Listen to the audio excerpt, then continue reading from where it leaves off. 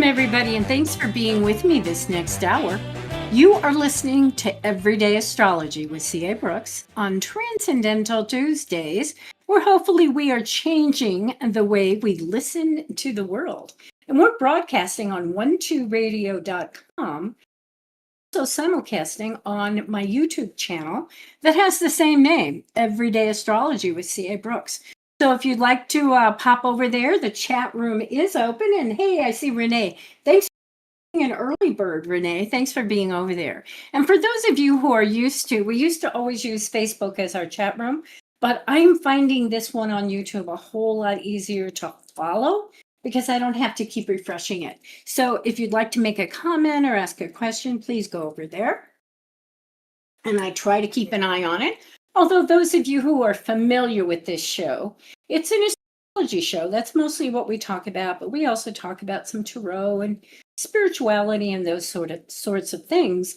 But for the most part, it's not interactive in terms of, reading charts. But if somebody has a specific question about what we're talking about, I'd be happy to address that if I see the question over in the chat room. So we'll leave it at that. So this is July 22nd. 2025. And on today's show, we are going to look at the astrological week ahead, what I call the cosmic dance, because it is a Leo show all the way. This morning, the sun began a 30-day, its annual transit through the sunny, youthful, exciting sign of Leo. That happened very early this morning, right around Pacific time, right around sunrise. And also 2 days from now, just on Thursday, we are going to have a new moon in Leo. That's July 24th. So that is going to be the topic for today's show. And as we get started, I would remind you also to check out Mark's Power Peak, which is that online newsletter that you can access through 12listen.com. There's actually a number of places that you can find it, even if you just Google it. But it's free to sign up, to subscribe to the newsletter. It comes to your email address every Saturday night. And I encourage you to look at it, especially if you're into astrology, or maybe you just kind of want to, be with a like-minded group of people. Because in my column, The Week Ahead, you're going to see every single day. And for every single day, you're going to see where the moon is and the planetary interactions, and just kind of get my take on what I think that energy looks like for the week. I consider it a cosmic weather report. I'm not going to tell you necessarily whether you're going to like it or not, because I don't always know that. But I'm going to tell you what I think is going on so that you can use that energy. You can be aware of it, sort of like packing your raincoat or taking an umbrella when you leave the house, or just knowing what to expect. I mean, I don't know about you, but I live in a place that's really windy. So I've kind of taken to looking at the wind report every morning just to figure out, can I open some umbrellas? Do I need to bring some things in from the yard? Because, that becomes literally an everyday struggle, pulling things out of the yard and just taking care of things. So it's kind of funny. Who would have ever thought I would always check what the wind's going to be for the day? But that's what we do in our lives, right? Try to make things easier. Try to, to just have a heads up on what's going on so we can adapt, we can adjust. So thank you for joining me today. And let's get started with the cosmic dance for the week of July 21st. So that sun, it moved into Leo early this morning. And I know, the saying is March comes in like a lion, but I'm thinking, hey, wait a minute. It's Leo that comes in like a lion, and very much so right now. Because not only is that sun moving into, or has moved into Leo, but also it's that new moon that I'm looking at. And that's very interesting. And we're going to talk about that, but we're going to, kind of go into Leo first. But that to me is a very dynamic duo, to have the sun entering a sign and then to have the new moon, which is when the sun and moon are together in a sign. To have that happen so close together, I think is important, and it's a marker. And by the way, it's going to happen next month too. In fact, the day that the sun moves into Virgo, because these are roughly 30-day cycles, the moon is 29 and a half days, the sun is 30 days. Well, the day the sun moves into Virgo, which is the 22nd of August, the new moon is that day. Just, I don't remember how many hours later, but it is that day. And so that new moon in Virgo is going to be really lined up with that cycle too. So, these are just fascinating, interesting things to watch, to look at, to see, what we're feeling about them. So we're going to talk about these two things somewhat together, even though they're different. I don't want you to think that the solar cycle and the lunar cycle are the same thing, because they're not. The sun, astrologically speaking, represents our ego, our sense of identity. Who am I? How do I see myself? In fact, if you follow astrology, you might notice, like if you know your own charts, you might notice that your sun is who you believe you are. But what other people see is oftentimes your rising sign. So if your rising sign, the constellation of stars that were on the horizon at the moment that you were born, were very different than your sun sign, then you may feel like one of those people that, somewhat you're wearing a mask. We all do. You're playing a role, but that is a role that takes you through life. That's how you meet and greet, so to speak. And so if those two things are different, it's not that unusual that you feel like, people don't really understand me or they don't get me. Well, maybe they don't see your sun the way you see your sun. And here again, it's part of the stuff that makes astrology interesting and fascinating and also useful. And of course, the moon is the way we express our feelings. Everybody has feelings. Everybody feels happy or sad or angry or whatever the various emotion or the various feelings are. But we emote them, we show them, and the moon is a representation of how that works. So there again, when you look at the moon in somebody's chart by sign and what house it's in, where it's located, what are the other energies in the chart that it's playing with, it tells you a lot about how a person will be emotional. And of course, when we're looking at these things on this show, Everyday Astrology, or from the perspective of everyday, remember that these are influencing the whole world at the same time. So you may not be a Leo sun or a Leo moon, but those things are going to influence you. Like, for instance, with that Leo energy, you may notice people really playing a lot or wanting to be youthful or wanting to be outside. In fact, it's very interesting, I think, the position of Leo, because that's it. It's fun. It's like it's the epitome of summertime. Let's go outside. Let's eat outside. Let's go on a boat trip. Let's do this, that, and the other thing. We want to be outside. We want to soak up the sunshine for the most part. Now, I know there's a lot of people going, hey, wait a minute. I'm the person hiding in the shade with my sunscreen. But it's more of a feeling. Leo is fire. It's fixed fire, and we'll talk about that. But that fire is inspirational, and it speaks to us. It wants, we're excited. So for the most part, we have that kind of energy at the end of the summer. Now, I know we're not at the end of the summer yet. In fact, we just started with the solstice not too long ago. But with that Leo energy, it leads eventually into Virgo, which to me is very much the back to school kind of energy. And so we're going to make the most of this 30-day cycle with Leo saying, yeah, I want to be self-expressive. I want to have some fun. I want to be youthful. I want to reconnect with my inner child. So let's talk a few minutes about Leo.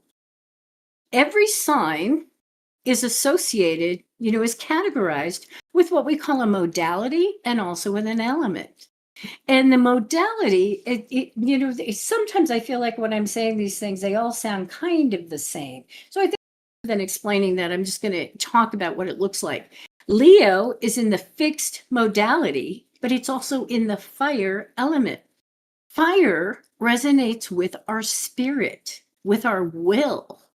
And remember, just sometimes if you can just remember like a couple of things about the different elements or modalities or signs, I always say it's something to hang your hat on. Just remember what it wants. Fire wants to inspire. Think about the breakdown of it. Inspire is to fill with spirit, to breathe in the spirit, or to breathe out the spirit. Fire always wants to inspire and to be inspired, those two things. So that's what you see. And as we look at, in a few minutes, we're going to look at people who were born with Leo, energy, either their sun or their moon. And what you often hear is that people literally are talking about, I want to inspire people. I want to make people think. I want to provoke something. This is fire. I want to warm somebody up. I want to get them off their duff, whatever. Fixed signs are known for anchoring energy. They occur in the middle, astrologically speaking, we have 4 seasons like we do in the calendar, and there are 3 months or 3 signs. Well, the middle of the signs is the fixed sign, and that's what Leo is. And so it anchors the energy. It says, okay, all right, we started summer, I'm anchoring right down into it. So they tend to be stable, they tend to concentrate energy, and they focus the energy. Those fixed signs, like Taurus is another one, Aquarius is one, they're known, and by the way, Scorpio too, they're known for follow through. They're known for being persistent and loyal, and for having ingrained habits. If you want to, change somebody's behavior, the fixed signs are the hardest ones to change, because once again, it's hardwired, or you might think of it in computer terms. That's it. It's hardwired. It's in the software. It's in the hardware. My job is to be persistent and loyal and to stick with something. Now, the particular archetypes, because here again, fire meets fixed energy, is the lion. Obviously, the king, the queen, the ruler, the manager, the leader. They're also performers, because, a lot of influencing other people, inspiring other people, comes through performance. So an archetype for Leo is also the actor. But certainly one of the archetypes, one of the important ones, is the child. This is about being playful. This is about getting into that, the inner child. So with Leo, oftentimes we see that kind of youthful, carefree, playful child stuff. And then again, sometimes you think about that child that's frustrated or disappointed, throwing a little fit because they don't get their way. Well, that's Leo too. Now, the tarot card for Leo is strength. And we're not going to go into that today. Maybe we will, in one of the weeks, coming up. But if you're into tarot, that is the card that resonates with the Leo energy. And the sun is the planet that rules Leo. Now, this is very important in terms of when you think about this energy, because the sun, according to most of us, we see it as the center of our universe, right?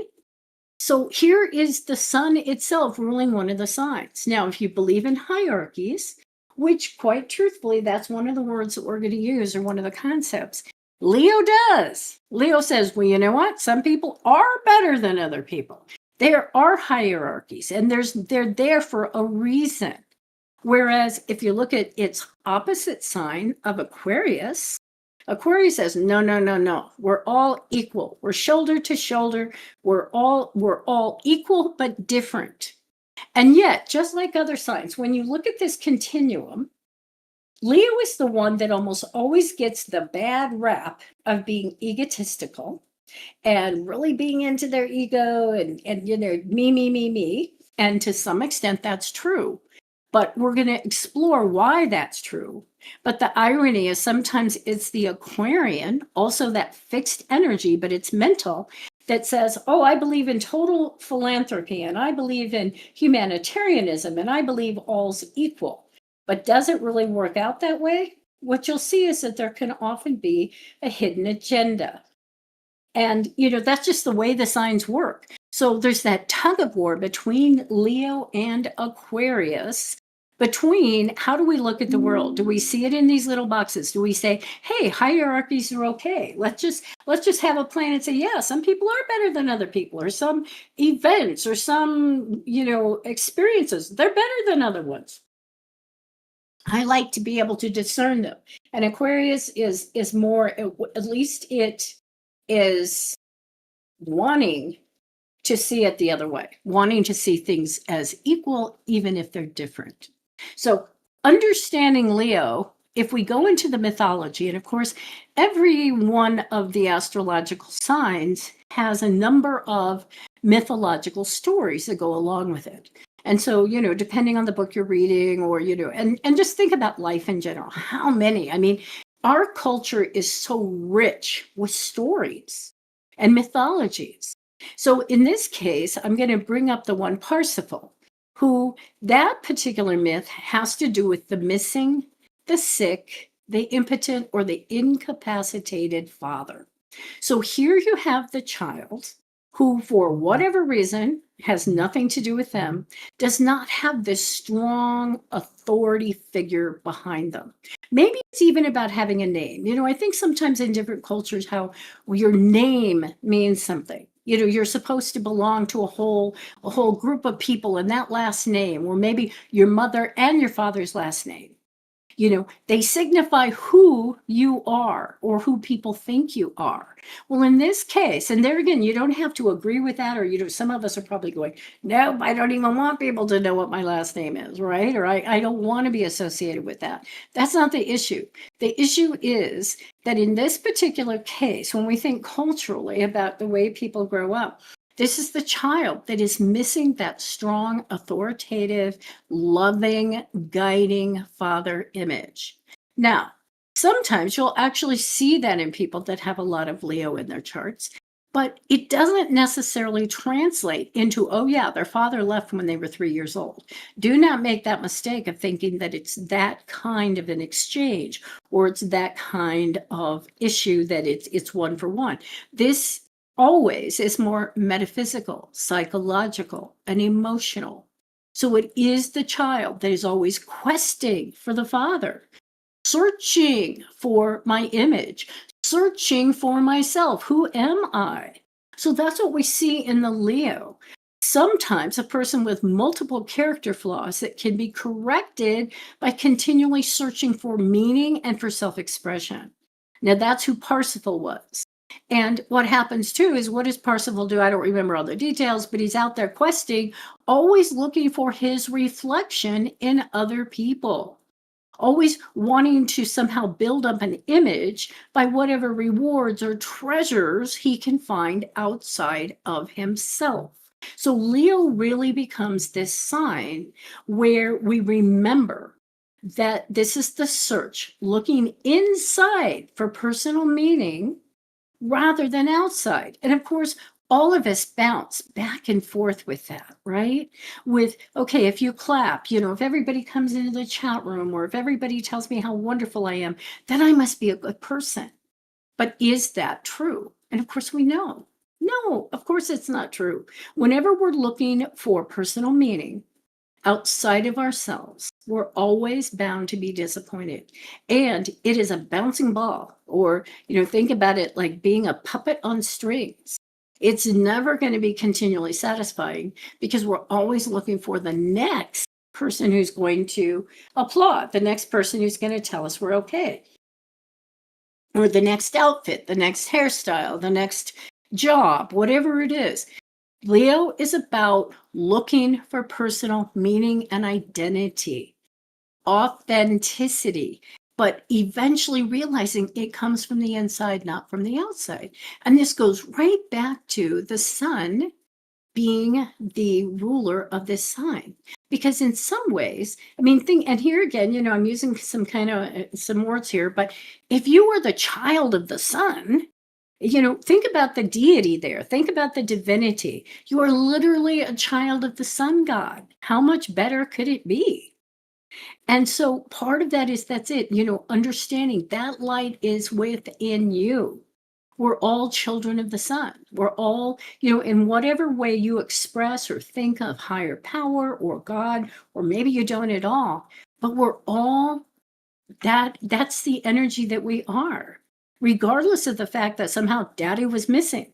Daddy wasn't there. So we're always on the search for it. Now, where you see this also is in a story that's also very, very old. It has many, many different variations, but basically the idea of Beauty and the Beast. Because what happens? There's an entitled prince, and here again, there's so many different versions of it, but there's this entitled prince who behaves very badly. He's not acting like a person of compassion or of integrity. And so in some version or another, he is transformed into a hideous monster, right? Some people say it's a witch or an evil fairy. It depends on the version that you're listening to. But it's an old story with multiple morals attached. But if you look at it, what is it really saying? It's what's inside that counts. Don't be fooled by appearances, and really understanding that authenticity and integrity comes from the inside. Even though we're playing various roles and we have different masks, and we do that, we play. These are kind of play for us, but always coming back home, always remembering who we truly are based on the inside. So when we think of Leo, here are some of the traits that come up. And by the way, hey, I see people are coming into the YouTube chat room. Thank you very much. Hey, James, it's always good to see you. And Gypsy Skies. I'm not sure I've seen that name, but welcome. Thank you very much. And Leslie Ross, thank you very much. And I'm sure others are coming, but I just wanted to say thanks for making that leap over to YouTube. That's going to help me a lot because I'll be able to follow those comments and questions a little bit easier. But when we look at Leo, traits and attributes, of course, some of them are very positive. Most of them are. But that are kind of iffy, right? But when we think of Leo, this is about being confident and self-assured. It's about being generous. Now, I don't know about you, but some of the most generous people I have ever experienced in my life had strong Leo in their charts. You get on their good side. These are some of the most generous people there are, because once again, it's the people that know who they are, the people that know, hey, I'm child of the sun god. They want to share, they want to inspire. They're ambitious, affectionate, proud, because this is once again associated with being a leader, being a manager, being a person of influence, being that person on stage. It can be associated with vanity, nobility. We sometimes describe them as being dramatic. Oftentimes we do. And radiant, maybe dominant, certainly playful. Commanding is one of the words we often think about. And some do, unfortunately, it's about being snobbish. Because there again, it's a hierarchy. And wanting to create levels. Some of us are up on stage and some of us aren't. It's certainly a dynamic sign. And there again, when I use that word dynamic, it's very changing. Lots of energy, always pushing out, pushing forward. It's an outspoken sign. And so, speaking of which, I always like to illustrate the qualities of a sign by talking about people that were born with the sun in Leo, or in some cases, other planets as well. Because I like to say, people talk their charts. In fact, I was thinking it would really be fun to put a book or something together of that name. People talk their charts, and then have all these quotes of people and put them categorized by where their sun was or some other thing in their chart that's particularly important, because people talk their charts. So the first person we're going to look at is Dustin Hoffman, the actor. His sun was in Leo, but he also had Moon, Mercury, and Neptune in Virgo. Now, there is a reason sometimes that we will see Mercury and specifically Venus in the sign next door to Leo, either before or after, because those two planets are very close to the sun. But see, the moon doesn't have to be there, and Neptune doesn't have to be there. And I also noticed, as I was looking at a number of people who, were sun sign Leo, I noticed how many of them had really interesting Virgo energy. And the reason that interested me is because, of course, a lot of these people, they may be writers or they may be actors, but they're people that deal with words. And Virgo is ruled by Mercury, the communicator. And so in many of these cases, I notice not only Mercury in Virgo, but oftentimes Mercury retrograde. And I hope that I noted that so I can really, bring up some of the people that have that. But I thought, see, now that's interesting, because these people, they had this driving desire, or have, to influence other people. But it's that Virgo energy that often it grounds the Leo. I want to inspire, but how do I do it? I'm going to do it through my words. I'm going to do it through my acting. I'm going to do it through a book. I'm going to do it through presentations. So Dustin Hoffman said, there is a rebirth that goes on with us continuously as human beings. I don't understand it personally. How can you be bored? I can understand how you can be depressed, but I just don't understand boredom. And I thought, there again, just like life is so exciting, there's so much going on. So he says, I understand depression, but I don't understand being bored because, and I think that's the youthful quality there too. There's always something exciting happening. Now, an interesting person that was born with the sun in Leo, who, by the way, also had Moon, Mercury, Venus, Uranus, and Pluto in Virgo, is J.K. Rowling, who is the author of all the Harry Potter books. And here's a couple of quotes from her. I was set free because my greatest fear had been realized. And I still had a daughter who I adored, and I had an old typewriter and a big idea. And so rock bottom became a solid foundation on which I rebuilt my life. Now, I don't remember all the details, but she was pretty close, I think, to destitute at the point that she wrote those books and just became like a worldwide sensation. So, she really is one of those people who went from rags to riches. And so it's interesting looking at some of these people's lives. How did they do that? Well, that's it. I had a big idea. And so it didn't matter how far down I was, I had this big idea. And then here's another quote. I just write what I wanted to write. Boy, that sounds like Leo. I write what amuses me. It's totally for myself. I never in my wildest dreams expected this popularity. Very Leo. Okay, Steve Martin, the comedian, very, very, clever man. His sun, Pluto, and rising sign are all Leo. He was born with Mercury retrograde in Virgo.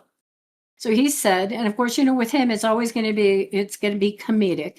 But despite a lack of natural ability, I did have the one element necessary to all early creativity, naivete. That fabulous quality that keeps you from knowing just how unsuited you are for what you are about to do. Thankfully, perseverance is a good substitute for talent. Here again, there's two things about this that sound so Leo. It's that childlike thing. I was naive. I didn't know how unqualified I was or unsuited, but it's that child's belief. I want to role play. I want to play in this field. I want to do this. So I'm not going to look at all the reasons why it can't happen. I'm the kid having a good time. But then he also says perseverance. Thankfully, perseverance is a good substitute for talent. Now, is that true? I don't know. But perseverance, that's one of those words that's associated with a fixed sign. I'm not going to give up. I'm going to just keep pushing towards this because this is what I want.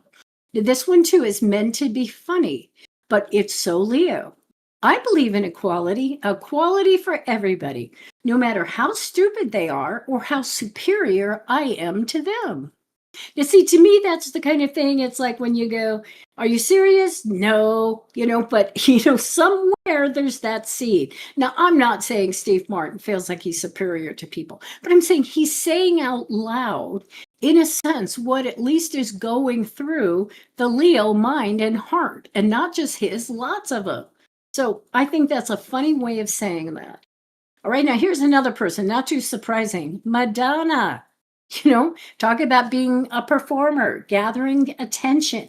Hey, everybody, look at me. She has Sun, Venus, and Uranus. Uranus is that planet of individuality, breakthroughs. She had all three of those, has all three of those in Leo. But her moon, Mercury, and Pluto are in Virgo. So once again, we have another Mercury in Virgo. And that's almost worth studying. It's very intriguing how many of these people, that Mercury, maybe that's what gave them the ability to really put that talent into words, or in her case, the music. And so here's a few quotes from her.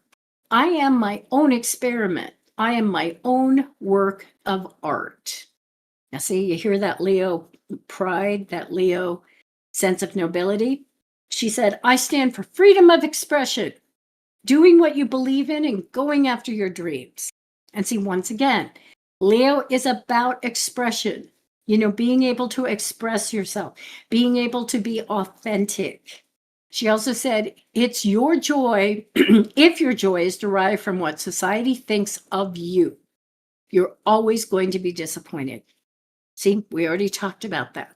How true is that? And I love that she says it. And whether or not she really gets it, I don't know. I think she does, because that's part of the Leo lesson. That's part of the Leo, journey, is really understanding if we are looking for authenticity outside of ourselves, if we're always looking for our meaning outside of ourselves. And in her case, she says, if your joy is derived from what society thinks of you, then guess what? You're always going to be disappointed. She gets that. Okay, Alfred Hitchcock, not too surprising that he has Sun and Venus, by the way, in Leo, when you look at some of his movies, needing to not necessarily be on stage himself, but to be able to take his authentic expression and do something with it. Well, guess what? He also had Mercury retrograde in Virgo. I also want to assure you, I wasn't looking for people with Mercury in retrograde in Virgo, but I was just so surprised because as I'm looking through my list of people with Sun in Leo, I'm looking at people that I go, ooh, they've got really good quotes. These are things that will really exemplify Leo. So many of them had Mercury retrograde in Virgo, or at least Mercury in Virgo.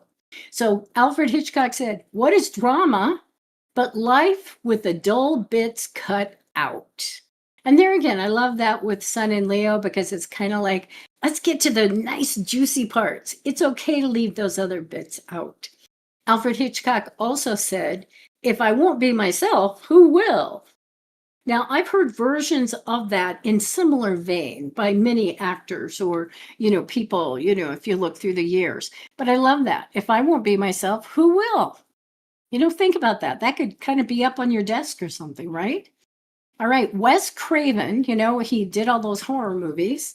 He has a very loose conjunction, meaning kind of close together, but not within 7 degrees, between the Sun and Pluto in Leo. Now, I notice that or I emphasize it because, that Pluto is about transformation, but it's also about those cathartic situations.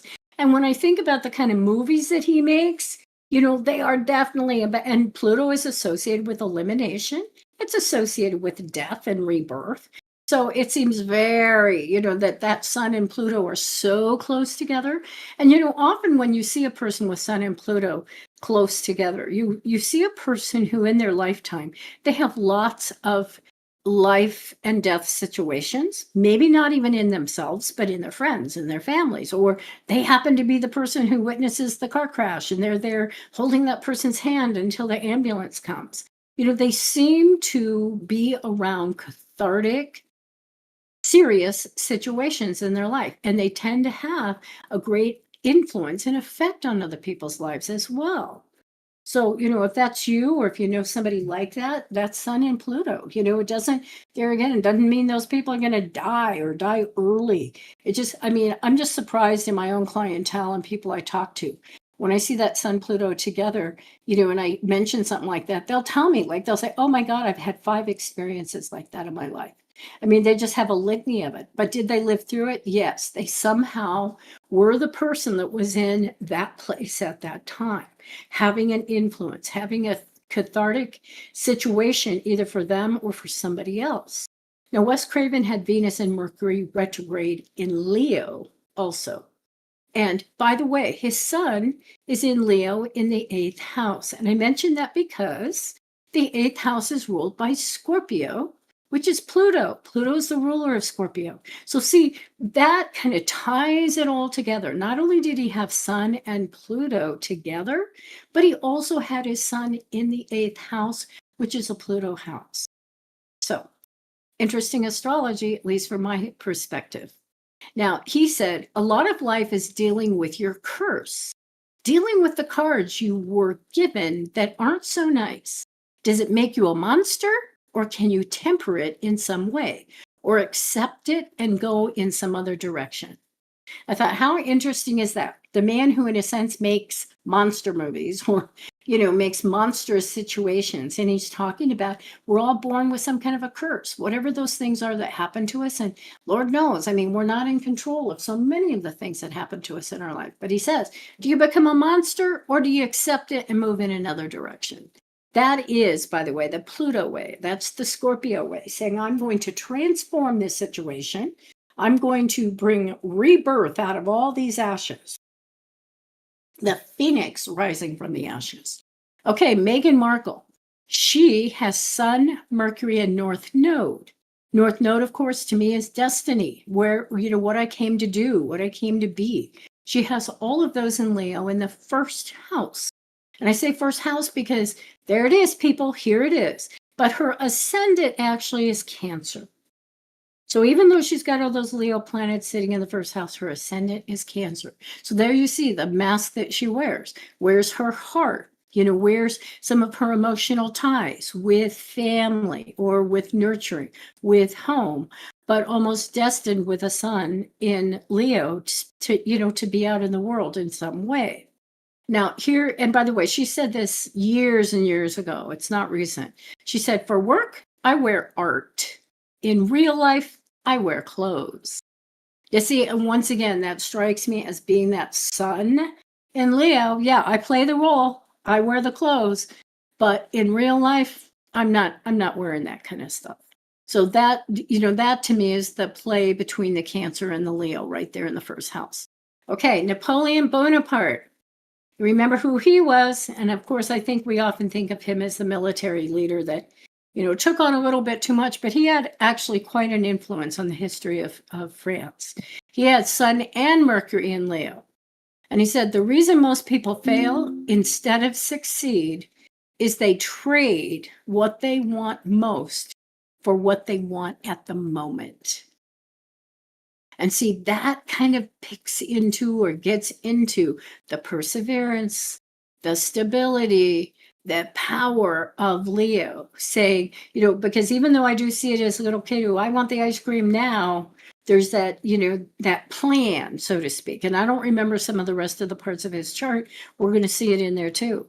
But you succeed when you can put off immediate satisfaction for the bigger goal.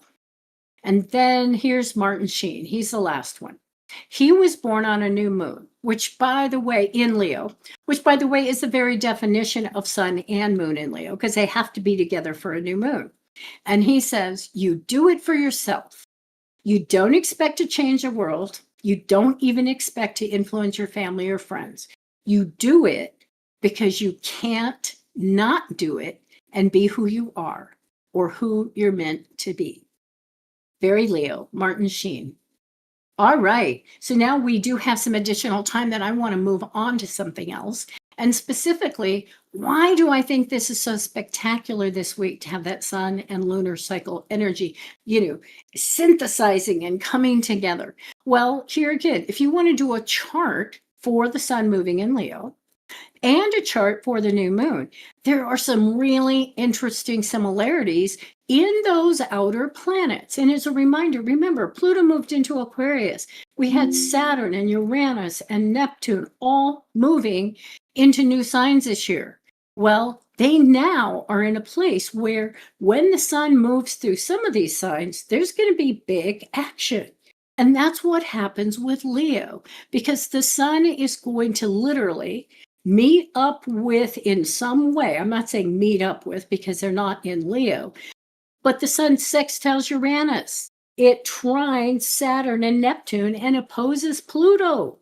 And I want you to know the sun, because of its function as the center of our universe, when it makes those kinds of aspects to outer planets, to what I consider the bigger planets, something happens.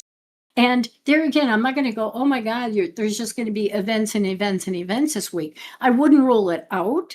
But the idea is that something starts or something gets pushed or something moves because of this energy. And remember, not because the planets are doing anything, but because those planets are just in their orbits out there, right? But psychologically, it reflects.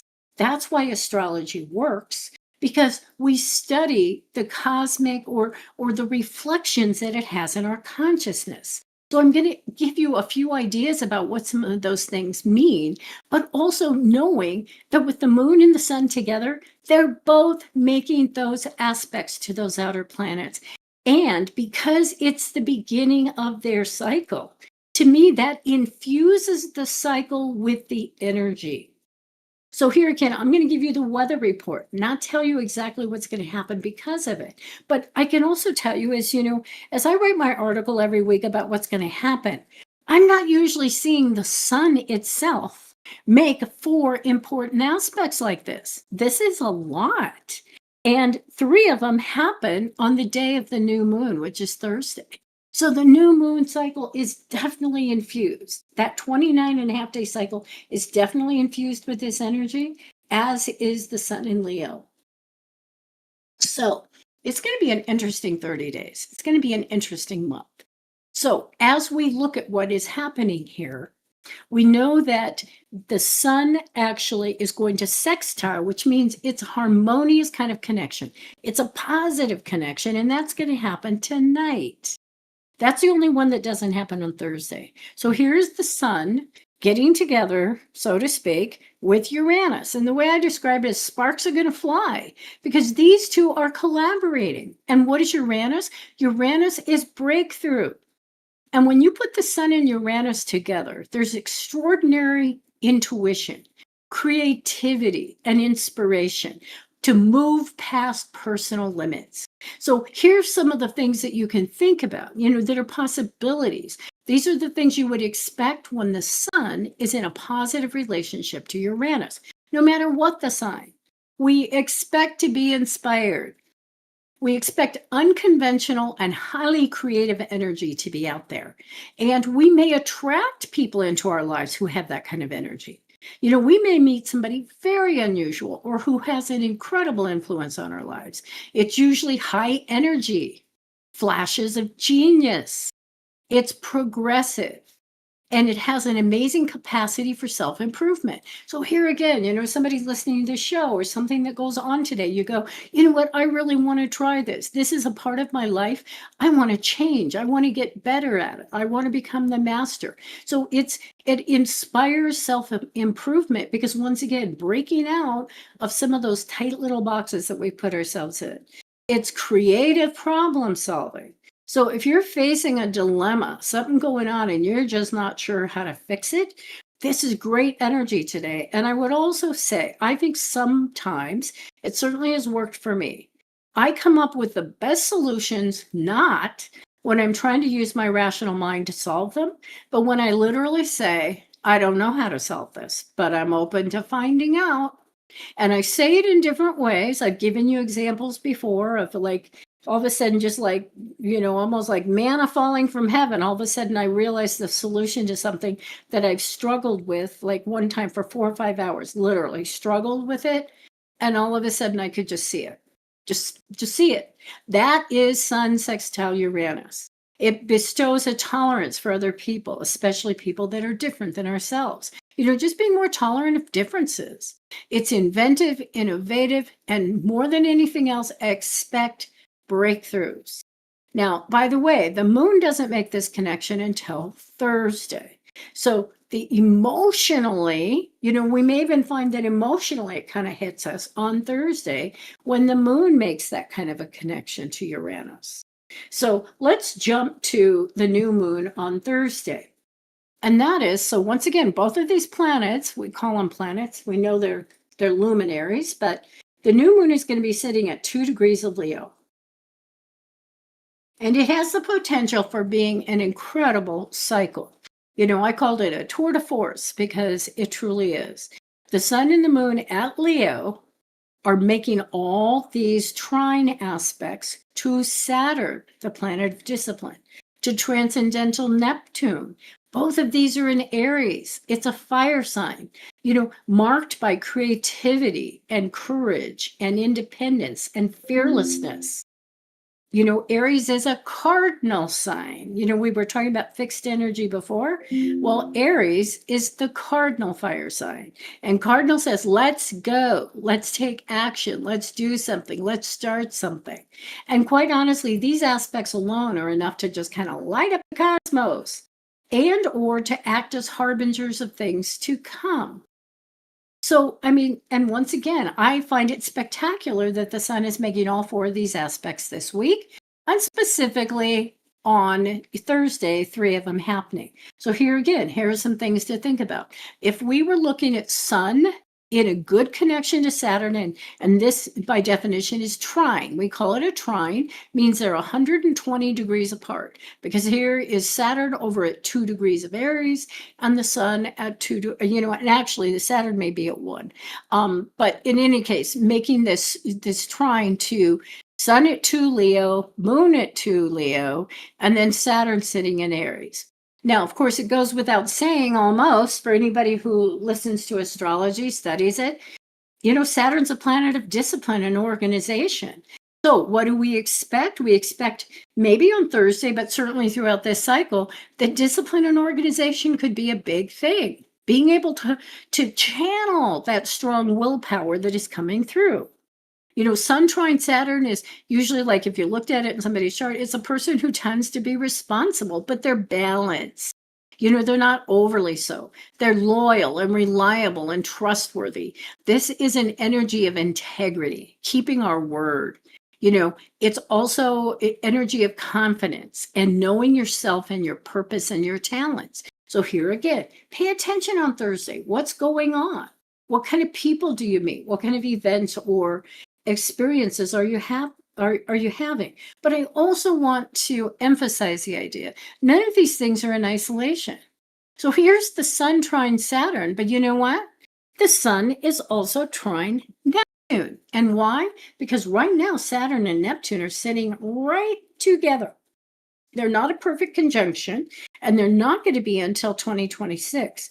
But one of the things we may talk about in the weeks to come is that Saturn and Neptune are sitting so close together. Literally, the first 2 weeks of August, they are sitting within a degree of each other. And so if you don't want to split hairs, that is a pretty important time to have those two planets that close. And I don't remember now, like, when was the last time they had a conjunction? 30 years ago, 40 years ago, I don't remember, and I'll find that out and we'll talk about it on the show. But the point is, you put those two things together, it's important, and they're very different because the sun is, or rather, Saturn, where I'm going with it, it's Saturn and Neptune that are so close together. Saturn's all about discipline, and Neptune is all about transcendence. Neptune transcends the material universe. So in some ways, I've always kind of considered Saturn and Neptune together kind of a wet blanket, because it's kind of like Saturn's trying to organize something and Neptune's trying to dissolve the container that you're putting it in. However, just like every kind of combination, even though it has its challenges, it can be spectacular because Saturn can help make Neptune be the practical dreamer. It can give the solid, channel those dreams into something concrete. But like I said, that's actually a conversation for the future. But this week we have that sun trine Neptune because of these things going on, sun in Leo and the new moon. So what happens is when we have the sun trine Neptune, we tend to live with an awareness of being in relationship to God or to a higher power. We may be seeking or finding a spiritual path. This is the energy of being extremely intuitive, psychic abilities, excelling in the arts like music or photography. It's excellent imagination. It's also some of what we call those higher values like compassion and being gentle and sensitive. And so there again, on Thursday, you might find yourself, you just don't want to deal with harsh people or situations. It's like, because you may feel a little bit overly sensitive.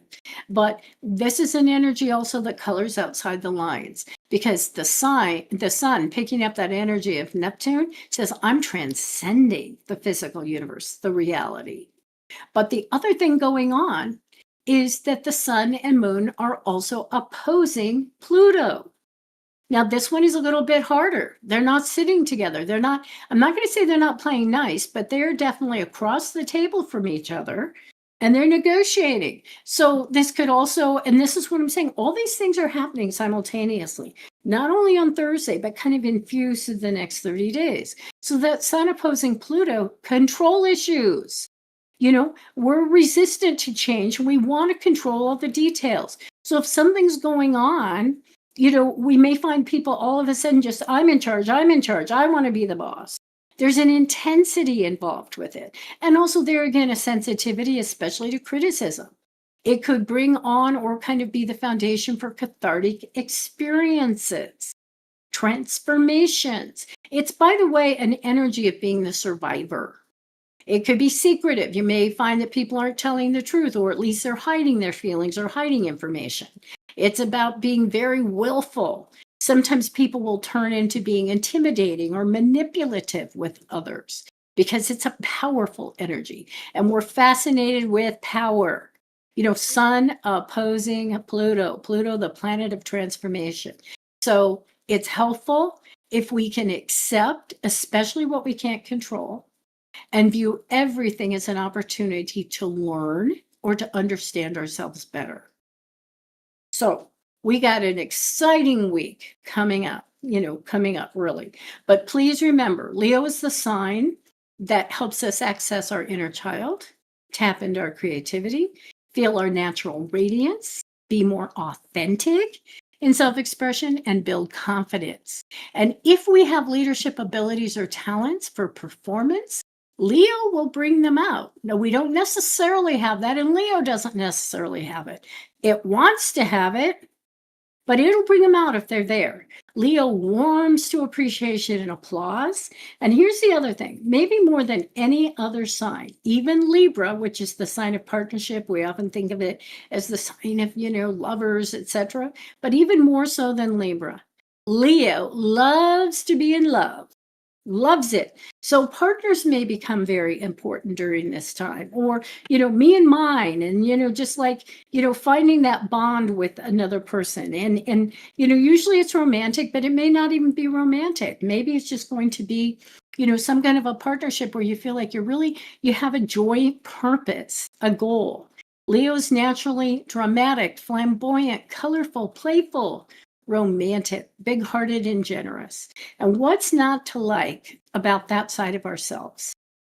Okay, so bottom line, the next 30 days are bound to be very interesting, carry lots of excitement. That's going to be true this week as well. And it's going to carry forward for the next 30 days. If you want more information about any of this, I would refer you back to Mark's Power Peak, because then you're going to get even probably more details than we talked about today. And, just one of the things I'm not going to go into detail, but I always do a spread for the week ahead, for where we're going in the week. And the one thing that really surprised me, out of 14 cards that I pulled, and they were all tarot cards, seven of them were pentacles. And the reason I was surprised is because pentacles is of the earth, the material. And at first I'm like, okay, where's all the fire and air? But what I realize is when we have all this fire and air, when we have all these things going on in our lives, what do we need? We need to balance that with grounding, staying in our bodies, and or knowing how to safely kind of negotiate that energy. And we often do it just by being grounded, by getting enough sleep, by eating, by doing the things that keep us grounded. So all those pentacles, 7 pentacles out of 14 cards. And like I said, that was amazing. I was kind of sitting here going, wow. So that's what's going on. We also have some really interesting things happening next week. We may check back in with Saturn and Neptune, like we talked about before. And also Venus, a planet of love, of values, is moving out of Gemini and into Cancer next week. So we'll be talking about that on this show. So everybody, thanks for joining me today. Thanks to all the listeners and to those of you who did join me over on YouTube in the chat room. Thanks to our producer, Serena. I do encourage you to stay tuned because there's empowerment with Kelly Whetstone coming up next. A very, pun, but powerful show about how to just find your own true self-expression and empowerment in yourself. A very Leo thing. So please stay tuned for that on 12radio.com. And I believe that she also, I'm not positive, is also over on YouTube broadcasting. If she isn't quite yet live streaming, she will be in the future. All right, here's a quote to leave you today by Henry Ford. I wanted to use it last week and we didn't because he has Uranus and Gemini, but he also has Sun, Mercury, and Mars in Leo. So here's Henry Ford. Life, as I see it, is not a location, but a journey. Even the man who most feels himself settled is not settled. He is probably sagging back. Everything is in flux and was meant to be. Life flows. So this is CA signing out. Please come find me on 12listen.com. Please feel free to request a scheduled call on a day and a time that's good for you. You have been listening to Everyday Astrology here on 12radio.com and live streaming on my YouTube channel, where we are changing the way you listen to the world.